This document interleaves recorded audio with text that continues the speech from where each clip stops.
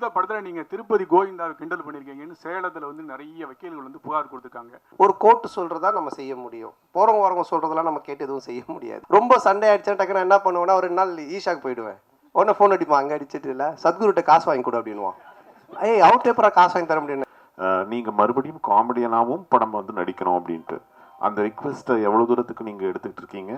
பழசை பண்ண மாட்டேன் நிச்சயமாக. இப்போ அவங்க நண்பர் உதயநிதி சார் வந்து பார்த்தாவா எனக்கு ஹெல்ப் பண்ணு அப்படின்னு அடுத்த மே மாதம் கூப்பிட்டாருன்னா சிம்பு மாதிரி அந்த கொள்கையை மாற்றி ஏதாவது பிரச்சாரத்துக்காவது போகிறதுக்கு ஐடியா இருக்கா சார்? சொன்னாங்க சார், அடுத்த வாரம் பார்த்தீங்கன்னா நீங்கள் நடித்த படம், சூரி நடித்த படம், யோகி பாபு நடித்த படம், உங்களுக்குள்ளாரே ஒரு போட்டி வந்துச்சு. இன்னொருத்தர் விட்டுட்டீங்களே, டாம் க்ரூஸ். கேட்க வேணாம்னு சொல்லவே இல்லையே, மைக்க வாங்கிட்டு கேளுங்கன்ற அவ்வளவுதான். 31 வருஷமா உங்களோட சேர்ந்து ஆனால் ஓடியா போயிடுவான் முந்து நம்மள பந்திக்கு. சொல்லுங்க சொல்லுங்க. அதாவது இந்த படத்தில் எங்களை மாதிரி யூடியூப் ரிவ்யூவர்ஸை சாட்டையால் அடிக்கிறீங்களா, சப்போர்ட் பண்ணுறீங்களா? அது ரெண்டுமே இருக்குது. அதாவது வந்துட்டு 2 பேருக்குமே ஈக்குவலாக தான் ஆனந்த் பண்ணியிருக்காங்க. ஆக்சுவலாக வந்துட்டு ஒரு ரிவ்யூவர்னால் எப்படி இருக்கணும் அப்படின்றதும் இந்த படத்தில் இருக்குது. அதே மாதிரி ஆஸ் ஏ ஒரு ப்ரொடியூசர் டிரெக்டர்னா அவங்க எப்படி இருக்கணும் அப்படின்றதும் இதில் இருக்குது. ரெண்டுமே இருக்குது இதில். கண்டிப்பாக ஒரு பட்சமாக இந்த படம் இருக்கவே இருக்காது. டைரக்டர் சார், கொஞ்சம் கூட மனசாட்சியே இல்லாம ஜோதிகா சூர்யா பாட்டை வந்து எப்படி டைரக்டர் யாஷிகா ஆனந்த் வச்சு எடுத்தீங்க? எங்க மேடம் இருக்கீங்க? இல்ல மேம், அவங்க யார் தெரியும்ல, பத்திரிகை உலகின் நயன்தாரா. Hello ma'am. மேம், இது வந்து ஜிவிஎம் சார் ஆல்ரெடி இன்டர்வியூவில் சொல்லியிருக்காங்க. எங்களுக்கு எங்கள் படத்தோட ப்ரீ ரிலீஸ் ஃபங்க்ஷன் முன்னாடி அவர் வேற ஒரு இன்டர்வியூவில் கூட சொல்லியிருக்காங்க. ஆக்சுவலாக ரொம்ப என்ஜாய் பண்ணி பண்ணார். இது வந்து ஸ்க்ரீன் பிளேக்குள்ளே ஒரு சீக்வன்ஸ். இது ஆக்சுவலாக இது வெறும் காமெடிக்காக மட்டும் எடுக்கல, இது ஸ்க்ரீன் பிளேவாகவே இது தேவைப்படுது. ஸோ நாங்களே கொஞ்சம் ஹெசிடேட் பண்ணி தான் சார்கிட்ட கேட்டோம். பட் அவர் ரொம்ப ஸ்போர்ட்டிவாக இது பண்ணி தான் அவன் நல்லா இருக்குது இது அப்படின்னு சொல்லி பண்ணார். நீங்கள் தேட்டரில் பாருங்கள், பார்த்தீங்கன்னா உங்களுக்கு எதுக்காக பண்ணுன்றது ரிவீல் ஆகும் கண்டிப்பாக. எல்லாருமே நிறைய வசூல் வரணும், திருப்பதியிலவே வந்து நம்ம வந்து சாமி கும்பிடணும் அப்படிம்பாங்க. இந்த படத்தில் நீங்கள் திருப்பதி கோவிந்தாவை கிண்டல் பண்ணியிருக்கீங்கன்னு சேலத்தில் வந்து நிறைய வக்கீல்கள் வந்து புகார் கொடுத்துருக்காங்க. அந்த கோவிந்தா பாட்டு வந்து உண்மையிலே கடவுளை கிண்டல் பண்ணியிருக்குதா? அவங்களுக்கு என்ன பதில்? அதான் இல்லை, அது வந்து கிண்டல் கிடையாது. அதாவது நிறைய பேர் நிறைய விஷயங்கள் சொல்லுவாங்க, ஓகேங்களா? இப்போ பார்க்குறவங்க எல்லாரும் அவங்களோட சஜஷன் சொல்லுவாங்க, இது சரியில்லை, அது மாற்றணும், இது பண்ணணுன்ட்டு. பட் அது எல்லாத்தையும் நம்ம எடுத்துக்க முடியாது, அப்படி வாழவும் முடியாது. கோர்ட் என்ன சொல்லுது, அப்புறம் சென்சார் சர்டிஃபிகேட், அவங்க சில ரூல்ஸ் அண்ட் ரெகுலேஷன்ஸ் வச்சுருக்காங்க. அவங்க சொல்கிறது மட்டும்தான் தமிழ் சினிமாவில் பண்ண முடியும். ஒரு கோர்ட்டு சொல்கிறதா நம்ம செய்ய முடியும். போகிறவங்க வரவங்க சொல்கிறதெல்லாம் நம்ம கேட்டு எதுவும் செய்ய முடியாது. ஆமாம், சென்சாரில் வந்து அவங்க பார்த்துட்டு என்ன கரெக்ஷனாக சொல்லியிருக்காங்க, அதையும் நாங்கள் பண்ணியிருக்கோம். ஸோ அதனால் கரெக்டான ஒரு விஷயம்னா அது ஒன்று சட்டம், கோர்ட், இல்லைன்னா சினிமாவுக்கு சென்சார். இதை தவிர ஒரு போகிறவங்க வரவங்கலாம் சொல்கிறாங்க, நம்ம என்ன பண்ண முடியும்? அது அவங்களுடைய கருத்து. சந்தானம் சார். ஆமாம், அதில் நீங்கள் இப்போ பார்த்தீங்க அந்த பாட்டில் வந்துட்டு அந்த பாட்டு வரும், நடுவில் இவனோட கேரக்டரை பற்றி வரும். ஆனால் இதுக்கும் அந்த பாட்டுக்கும் சம்மந்தம் இருக்காது. இப்போ நம்ம பெருமாளை பற்றியோ இல்லை கோவிந்தாவை பற்றியோ நம்ம கிண்டலாக பண்ணி தான் சொல்லலாம். அது எனக்கு வந்து நான் வந்து திருப்பதிக்கு போய் இப்போ இந்த ரிலீஸ் பண்ணி கூட நாங்கள் போகிறோம். நாங்கள் வந்து வருஷம் எல்லா படத்துக்குமே நானும் ஆனந்தும் கீழே இருந்து மேலே நடந்தே போவோம். இப்போ இந்த தடவையும் போகிறோம். நான் பெருமாளுடைய பக்தர், எனக்கு பெருமாள் ரிலீஸ் பண்ணி நான் போய் வேண்டிப்பேன். அவருடைய பாட்டு ஃபஸ்ட்டு வரணுன்றது என்னுடைய ஒரு ஆசையாக இருந்துச்சு. அதை தான் நம்ம வச்சுருக்கோமே தவிர. ரெண்டாவது உங்களுக்கு தெரியும், நான் வந்துட்டு கடவுள் நம்பிக்கை உடையவன். இன்றைக்கி டிஷர்ட் கரு போட்டுக்கிறனால கேட்குறீங்களா? ஸோ அதனால் நான் வந்து கடவுளை கிண்டல் பண்ணியோ கடவுள் இது பண்ணலாம் இது பண்ணவே மாட்டேன். அது உங்கள் எல்லாருக்குமே தெரிஞ்ச விஷயம். அதனால் அது வந்து என்னுடைய மன திருப்திக்காக வச்சுது. அதுவும் சரியான முறையில் இருக்குது. கார்த்தி ஒரு நிமிஷம், அவங்க கேட்டுட்டு இருக்காங்க, அது பதில் சொல்லி முடியட்டும், அப்புறம் நீங்க கேளுங்க. மைக் வாங்கிட்டு கேளுங்க, கொஞ்சம் வெயிட் பண்ணுங்க கார்த்தி. இல்ல அவங்க கேட்டுட்டு இருக்காங்க, இல்ல ஒரு நிமிஷம், அவங்க மைக்ல கேளுங்க. அவங்களை கேட்க வேணாம்னு சொல்ல, ஒரு நிமிஷம் பால, கேட்க வேணாம்னு சொல்லல. அவங்க வந்து வீடியோ ரெக்கார்ட் பண்ணுன்றாங்க. அதுக்கு தான் மைக் ஒருத்தர் கொடுத்தது. பந்திக்கு முந்திக்கணும்னு நீங்க தான் ஃபர்ஸ்ட் மைக் வாங்குனீங்க. இப்போ மைக் அவங்க கேட்க போறாங்க, அவங்க கேட்டு முடிச்சு கேட்க போறாங்க. உங்களுக்கு ஒரு நிமிஷம், அப்ப மைக் கேளுங்க, மைக் வாங்கிட்டு கேளுங்க. அப்ப மைக் வாங்கிட்டு கேளுங்க. நீங்க என்ன கேளுங்க, அவங்களுக்கு கேட்க கூடாது, என்ன கேட்கணும். நீங்க என்ன கேளுங்க, மைக் என்ன கேளுங்க, நான் கொடுக்குறேன் உங்களுக்கு. கேளுங்க. இல்ல கேளுங்க, கேட்க வேணாம்னு சொல்லவே இல்லையே. கேட்க வேணாம்னு சொல்லவே இல்லையே, மைக்க வாங்கிட்டு கேளுங்கன்ற அவ்வளவுதான். 31 வருஷமா உங்களோட சேர்ந்து பத்திரிகையாளனா இருக்கேன். கேள்வி கேட்க நீங்க கத்து தரீங்களா? நான் கத்து கொடுக்கலங்க, கேள்வி கேளுங்க, மைக்க வாங்கிட்டு கேளுங்கன்றோம். சார் கார்த்திக் சார், நீங்க வாங்க கேளுங்க. இதுக்கு ரிலேட்டட்னா நம்மட்ட கேட்டா நான் தான் அதான் கேளுங்க விடுங்க சொல்லுங்க. அந்த மிலிட்ரி வீரர்களுக்கு நன்றி தெரிவிக்கிற விதமாக தான் 2 பேரும் மிலிட்ரி கெட்டப்பில் வந்திருக்கீங்களா? ஓ, அவர் எவ்வளோ காமெடியாக ஜாலியாக கேட்குறாரு. கேட்க வேணாம்னு சொல்லவே இல்லை. இல்லை ஆக்சுவலாக வந்து அவர் அந்த படம் அந்த மாதிரி அது என்னன்னு தெரியல எனக்கு, அவர் வச்சுட்டு இருக்காரு. நான் இந்த படத்தோட கண்டினியூஷனுக்காக அது மாதிரி கட் பண்ணியிருக்கேன். சார் கேமியோ ரோல் யாரோ பண்றீங்களா? இல்லை இப்போதைக்கு அந்த ஐடியா இல்லை, அப்படியே இருந்தாலும் இப்போ சொல்ல மாட்டோம் இல்லைங்களா? இல்ல இந்த படத்துல யாரும் இருக்காங்களா? இந்த படத்தில் அதான் அது இப்போ சொல்ல முடியாது அப்படியே இருந்தாலும், ஏன்னா படத்தில் ஒரு சர்ப்ரைஸ் எலமெண்ட் தானே அது இருக்கும். ஆனால் அப்படின்னு எதுவும் இல்லை, அப்படி இருந்தாலும் சொல்ல மாட்டோம். கௌதம் மேனன் வந்து என்ன சொன்னாருன்னா, அவர் படத்தையே ரீக்ரியேட் பண்ணியிருக்காரு. அதுவும் நீங்க தான் சொல்லணும். கிண்டல் பண்ணி நீங்க ரொம்ப எடுத்துக்க மாதிரி எடுத்துருக்கு. அது யாஷிகா ஆனந்த் கூட ஸ்லோ மோஷன்ல ஓட விட்டு அவர் ஒத்துக்கிட்டாரா இப்படி? இல்லைண்ணா, இப்போ அதான் நான் சொல்கிறேன், இப்போ நீங்கள் பார்க்குறது ஒரு ட்ரெய்லர் இந்த டீசர்லாம் என்னென்னா உங்களுக்கு படத்தை பார்க்கக்கூடிய ஒரு ஆர்வத்தை தூண்டுறதுக்காக நாங்கள் துண்டாக கட் பண்ணி வைப்போம். அவருடைய முன் கதை என்ன பின் கதை எதுவுமே தெரியாது. அப்போ அதை பார்க்கும்போது உங்களுக்கு ஒரு ஒரு என்ன சொல்கிறது, இது என்னவா இருக்கும், இது என்ன அப்படின்னு ஒரு கொஸ்டின் கேட்கலாம். அந்த ஒரு வைரலுக்காக தான் அதை பண்ணுறோம். பட் படமாக நீங்கள் பார்த்துட்டானுங்க அது ரொம்ப கிளியர் பிக்சரில் கரெக்டாக வரும். 1000 தான் சொல்லுங்கள். அந்த பாட்டை பார்க்கும்போது சூர்யா ஜோதியாவுக்கும் வராதா, சூர்யா ரசிகர்களுக்கும் வராதா? நீங்கள் எவ்வளோ கிண்டல் பண்ணியிருக்கீங்க? இல்லை இது கிண்டலாகவே வராதுண்ணே. இப்போ என்னென்னா அவரு அந்த படத்தோடைய இயக்குனர், அவரு அதை பண்ணுறாரு. அது ஏன் பண்ணுறாரு, அதுக்கு ஒரு காரணம் இருக்குது. அந்த காரணத்தை சொல்லும்போது கண்டிப்பாக தப்பாக இருக்காது. நிறைய படத்தில் நிறைய ரெஃபரன்ஸ் வைக்கிறாங்க.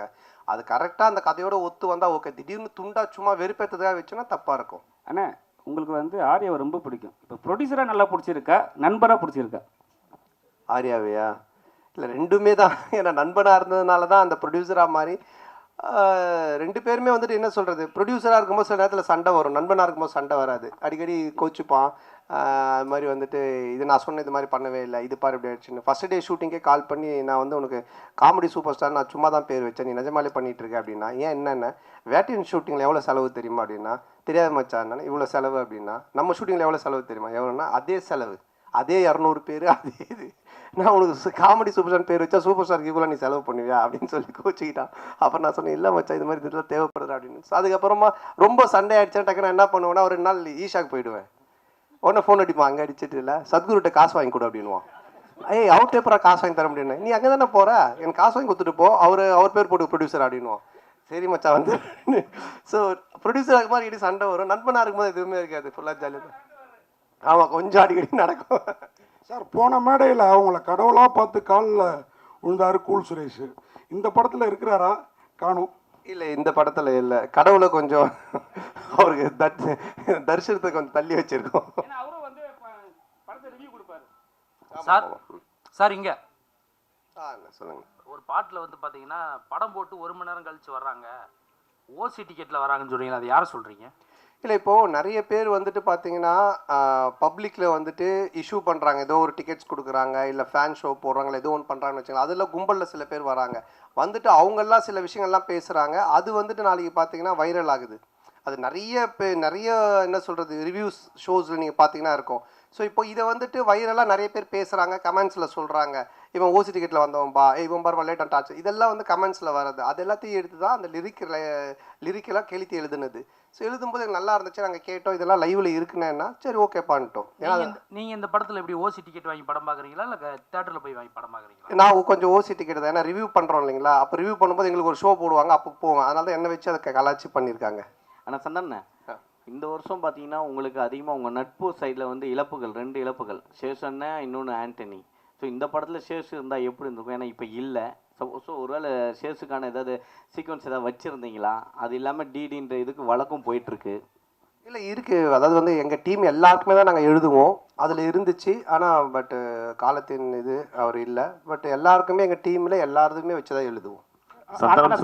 அந்த நான் இப்போது கம்ஃபர்ட் ஜோனுன்னு ஒரு சில ஹீரோஸ் இருக்காங்க, அதே டேரக்டர் அதே டீமோட. இந்த ஹீரோஸ்க்கு வந்துன்னா உங்களோட டீம் பண்ணால் கரெக்டாக இருக்கும். இதை நீங்கள் எப்படி பார்க்குறீங்க? உங்களுக்கு இதே மாதிரி ஃபஸ்ட்டு பார்ட் 1, இப்போ 2, இதுக்கு அப்புறம் 3 பண்ண போகிறேன்னு சொன்னீங்க. ஸோ இதை தாண்டி நீங்கள் சண்டானமாக ஒரு ஆக்டராக, இப்போவுமே ஆக்டராக இதை தாண்டி ஒரு லெவலுக்கு வர வாய்ப்பு இருக்கா? இல்லை இப்போ என்னென்னா படம் பார்த்தீங்கன்னா ஃபஸ்ட்டு மாதிரிலாம் ஒரு படம் பண்ணோம் டக்குன்னு இன்னொரு கதை அப்படின்லாம் கிடையாது. ஏன்னா இன்றைக்கி ஓப்பன் மீடியாவாகி போச்சு. ஓடிடி பிளாட்ஃபார்ம் வந்தோடனே ஹாலிவுட் படத்துலேருந்து எல்லா படங்களுமே ஆடியன்ஸ் எல்லாத்தையுமே பார்க்குறாங்க.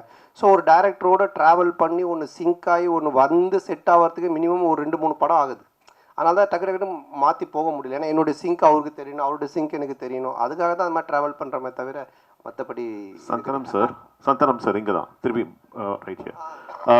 உங்களுடைய நட்பு வந்து சிம்புவோட வந்து எல்லாருக்கும் தெரிஞ்ச விஷயம். அண்ட் அவர் வந்து ஒரு ரிக்வெஸ்ட் வச்சுருக்காரு உங்ககிட்ட, நீங்கள் மறுபடியும் காமெடியனாகவும் படம் வந்து நடிக்கணும் அப்படின்ட்டு. அந்த ரிக்வெஸ்ட்டை எவ்வளோ தூரத்துக்கு நீங்கள் எடுத்துக்கிட்டு இருக்கீங்க? இனிமேல் சந்தானம் காமெடியானவும் அடிக்கடி படத்தில் பார்க்க முடியுமா?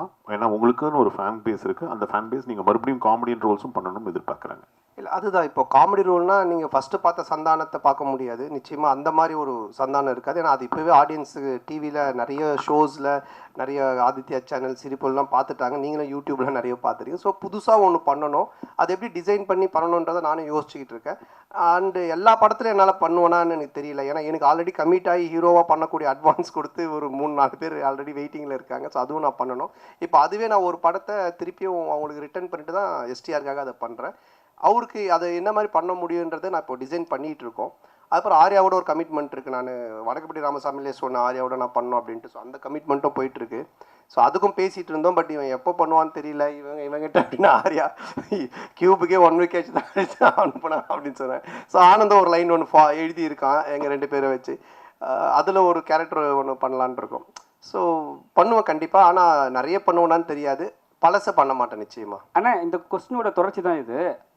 சிம்பு சார் சொன்னார் தமிழ் சினிமாவில் காமெடி நடிகர்கள் குறைஞ்சிட்டாங்க, காமெடியும் கம்மியாகிடுச்சுன்னு சொல்கிறாங்க. அது எப்படி நீங்கள் பார்க்குறீங்க?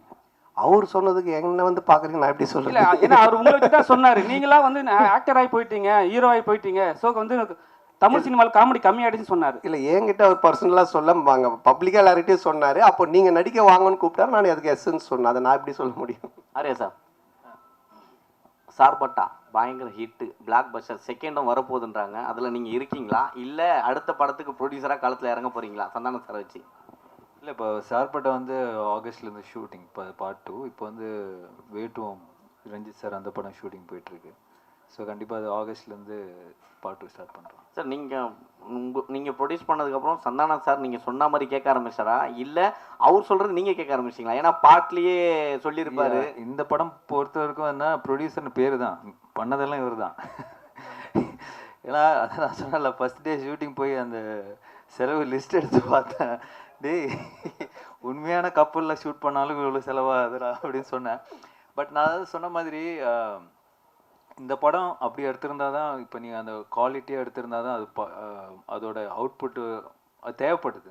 பட் அது வந்து எவ்வளோ பெஸ்ட்டாக, எவ்வளோ எஃபிஷியண்ட்டாக ப்ரொடக்ஷன் சைட்லேருந்து எவ்வளோ கம்மியாக நம்ம பண்ண முடியுமோ, அது வந்து கம்மியாக வேஸ்டேஜ் இல்லாமல் எங்களால் எங்களோட எக்ஸ்பீரியன்ஸ் டீமை வச்சு அது மேக்ஸிமம் வேஸ்டேஜ் கட் பண்ணி அது பெஸ்ட்டாக பண்ண முடிய அளவுக்கு பண்ணியிருக்கோம். பட் எதுவுமே நான் கண்ட்ரோல் பண்ணது, நான் ஒன்று தான் அவர்கிட்ட சொன்னேன், எது தேவையோ பண்ணு, கண்டிப்பாக பண்ணாமல் இருக்காத. ஸோ அப்படி தான் இது பண்ணது. பட் ஃபுல்லாக பண்ணது அவர் தான்.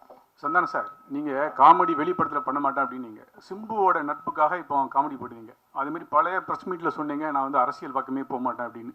இப்போ அவங்க நண்பர் உதயநிதி சார் வந்து பார்த்தாவா எனக்கு ஹெல்ப் பண்ணு அப்படின்னு அடுத்த மே மாதம் கூப்பிட்டாருன்னா சிம்பு மாதிரி அந்த கொள்கையை மாற்றி ஏதாவது பிரச்சாரத்துக்காவது போகிறதுக்கு ஐடியா இருக்கா? சரி, அரசியலை பொறுத்த வரைக்கும் சார், யார் கூப்பிட்டாலும் யார் இது பண்ணாலுமே ஒரு விஷயம் தான் நான் வந்து தெளிவாக சொல்கிறது என்னென்னா, நீங்கள் உழைச்சா உங்களுக்கு சாப்பாடு, நான் உழைச்சா எனக்கு சாப்பாடு, இதை தவிர வேறு எதுவுமே கிடையாது. பட் நட்பு ரீதியாக சில விஷயங்கள் இருக்குது, இதெல்லாம் பண்ண முடியும், இதெல்லாம் பண்ண முடியாது. இப்போ நான் சிம்பு சார் எஸ்டிஆரில் என்ன கூப்பிட்டாலும் இப்போ அவர் வந்து சந்தானத்துக்கு கம்ஃபர்டபுளாக என்ன காமெடி பண்ண முடியும், அவருக்கு என்ன செய்ய முடியும் கேரக்டரா அப்படின்ற அந்த ஃப்ரீடம் எனக்கு கொடுத்துருக்காரு.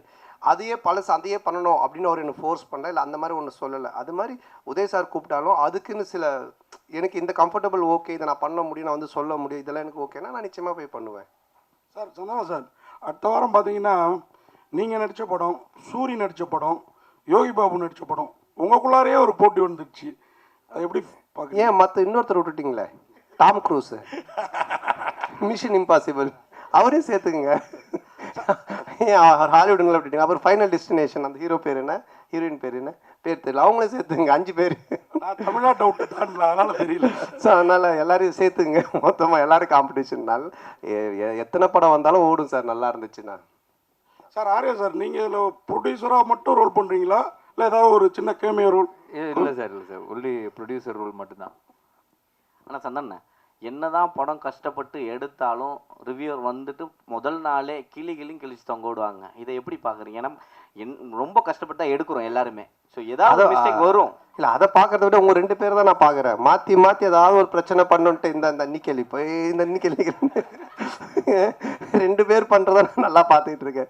சரி, அப்படிலாம் கிடையாது. நல்ல படம் வந்தால் நல்லா இருக்குன்னு தான் சொல்கிறாங்க. ஓகேங்களா? ஸோ வந்துட்டு இப்போ இவர் ப்ளூ சட்டை மாறனே பார்த்தீங்கன்னா எல்லா படத்தையும் அவர் கழுவி ஊற்றுறதில்ல. நல்ல படத்தை நல்லா இருக்குன்னு தான் சொல்கிறாரு அவர். இந்த மாதிரி எல்லாம் நிறைய ரிவ்யூஸ் வந்து நல்லா இருக்கிற படத்தை நல்லா இருக்குன்னு சொல்கிறாங்க. அதனால் இது நல்லா இருந்துச்சுன்னா நல்லா இருக்குன்னு சொல்ல போகிறாங்க, அவ்வளோதான். தப்பு இருந்துச்சுன்னா நாங்கள் பார்த்துட்டு இது தப்பாக இருந்தால் உண்மையிலேயே நாங்கள் திருத்திக்க பார்ப்போம். தப்பு இல்லைன்னா அவர் சரி அவர் ஏதோ சொல்கிறான்னு சொல்லிட்டு போவோம், அவ்வளோதான். ஆனந்த் சார், தொடர்ந்து சந்தான சாருக்கே ஸ்கிரிப்ட் பண்ணிட்டு வந்துருக்கீங்க செகண்டு. அடுத்ததும் சந்தான சாருக்கே தான் லைன் சொல்லியிருக்கீங்கன்னு சொல்கிறாங்க. அடுத்து வெளியே வரதுக்கான வாய்ப்பு இருக்குமா? வேறு ஹீரோக்களுக்கு பண்ணுறதுக்கான வாய்ப்புகள்? இல்லை, கண்டிப்பாக பண்ணணும். அப்படி தான். அதுதான் ஃபஸ்ட்டு ஆர்யா சார் வச்சு ஒரு ரிஹர்சல் பார்க்கலாம். இல்லை, ஆர்யா சாருக்கு சொன்னாங்க முன்னாடியே லைன் தான் சொல்லு, ரெடி பண்ணி சொல்லு அப்படின்னாங்க. ஸோ கண்டிப்பாக இது முடிஞ்சோன்னே அடுத்து சாருக்கு தான். சந்தானம் சார், இந்த படத்தில் கஸ்தூரிக்கு வந்து நீங்கள் பையனாக நடிக்கீங்க, அவங்க அம்மாவா நடிக்காங்கன்னு ஒரே பேச்சாக இருக்குது. அது எப்படி யோசிச்சு பார்த்தீங்க? கஸ்தூரி அம்மாவா செட்டில் நீங்கள் அம்மா அம்மா அப்படின்னு கூப்பிடும்போது அவங்க ஃபீலிங் எப்படி இருந்தது? கஸ்தூரி மேடம் சார் கேட்க சொன்னாரா? நான் கேட்டால் வந்து ஏதாவது சொல்கிறாங்க, நீ கேளு. இல்லை, அதான் நீங்கள் இது படம் பார்த்தீங்கன்னா தெரியும். ஏன்னா வந்துட்டு அவங்களுடைய என்ன சொல்கிறது, அவங்கள வந்து அம்மாவாக கூப்பிட்டு அவங்கள வந்து பண்ண வைக்கணுன்றது எங்களுடைய வந்துட்டு மோட்டிவேஷனே கிடையாது. ஏன்னா இப்போ எனக்கு ஒரு அம்மானா அவங்களுக்கு ஒரு ஏஜ் குரூப் இருக்குது, அதை கூப்பிட்டு தான் பண்ணுவோம். பட் இது ஒரு ரீசன் இருக்குது கதையில் அப்படின்றது தான் நாங்கள் எக்ஸ்பிளைன் பண்ணோம். அதை கேட்டுட்டு அவங்களுக்கு ரொம்ப பிடிச்சி போச்சு. ஸோ அதனால தான் அவங்க அதை பண்ணாங்க. நீங்கள் படம் பார்க்கும்போது நீங்கள் கண்டிப்பாக கஸ்தூரி மேடமோட ஃபேனாக தான் இருப்பீங்க. அதனால் வந்துட்டு நிச்சயமாக அவங்களுக்காக 2 தடவை பார்ப்பீங்க. டேரக்டர் சார், அது மாதிரி அன்றைக்கி சந்தானம் சார் அந்த ஆடியோ ரிலீஸில் பேசுகிறப்போ அவருக்கு புக் காமெடி இருக்குது, முட்டராஜனுக்கு எலி காமெடி இருக்குது. சந்தானம் சாருக்கு என்னெல்லாம் காமெடி இருக்குது படத்தில்? சந்தானம் சார் தான் இந்த காமெடியோட ஃப்ளோவே டேக் ஓவர் பண்ணுறவர். டோட்டலாக உங்களுக்கு ஓப்பனிங் படம் ஆரம்பித்ததுலேருந்து இந்த படத்தில் தான் சொன்னேன், ஓஜி சாண்டா ரிட்டர்ன்ஸ்ன்ற மாதிரி. ஏன்னா ஓவரால் இந்த படத்தையே கேரி ஓவர் பண்ணுறது சந்தானம் சார் தான். அவரோட ஸ்க்ரீன் ப்ரெசன்ஸ்லேருந்து அவரோட லுக்கு, அவரோட பாடி லாங்குவேஜ் ரொம்ப ஃப்ரெஷ்ஷாக இருக்கும். உங்களுக்கு பார்க்கும் போது ஆடியன்ஸுக்கும் சரி, எனக்கு அதான் எப்பயுமே சொல்லுவேன், எனக்கு ரொம்ப பிடிச்சது பார்த்தா காட்டுப்பூச்சி அந்த மாதிரி கேரக்டர்ஸ் பண்ணணுன்னு. ஸோ அதை பிரேக் பண்ணுவான் இந்த கிசா 47.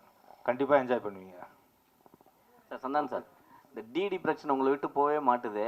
இந்த டிடி பிரச்சனைக்கு ஏதாவது தீர்வு இருக்கா? ஏன்னா உங்களுக்குள்ளேயே தான் நடந்துட்டு இருக்குன்னு ஒரு வார் போயிட்டுருக்கு அப்படின்றாங்க. இல்லை, அது வந்துட்டு என்ன சொல்கிறது, ஒரு படம் ரிலீஸ் ஆகும்போது இப்போ பல பிரச்சனைகள் வரும். இப்போ அண்ணன் கேட்டாங்க தெரியல, சாங்கை பற்றி, டிடியை பற்றி வரும், அதை பற்றி வரும், போஸ்டரை பற்றி வரும். இது வந்து யூஸ்வலாக சினிமா நம்ம பண்ணும்போது எல்லாமே வரும். பட் ஒன்று தான், எதுவுமே சட்ட ரீதியாக கோர்ட் மூலமாக ஒரு விஷயம் ஆனால் மட்டும்தான் அது பிரச்சனை. இல்லைன்னா மற்றெல்லாம் சும்மா வாய் பேச்சு. இப்போ நீங்கள் கூட 10 வார்த்தை கேட்கலாம். ஏன்னா நீங்களும் பிளாக் டிஷர்ட், நானும் பிளாக் டிஷர்ட், எதுக்கு என்ன மாதிரி போட்டுவீங்க கூட கேட்கலாம். பார்த்தீங்களா, கைட்டிட்டு வெறும் உடம்புடைய போக முடியும் நீங்கள் வீட்டுக்கு. ஸோ அந்த மாதிரி தான் அது. சட்ட ரீதியாக என்னவோ அதுக்கு பதில் தான் ஆன்சர் சொல்ல முடியும். வேறு ஏதாவது கொஸ்டின்? அனைவருக்கும் நன்றி, வணக்கம். நன்றி, ரொம்ப நன்றி. படத்தை வந்து பாருங்கள், தொடர்ந்து சப்போர்ட் பண்ணியிருக்கீங்க. இந்த படத்தையும் கொஞ்சம் ஆஃப் பண்ணிட்டீங்களா இருக்கா இதெல்லாம்? கொஞ்சம் படத்தை சப்போர்ட் பண்ணுங்கள். நன்றி, தேங்க்யூ.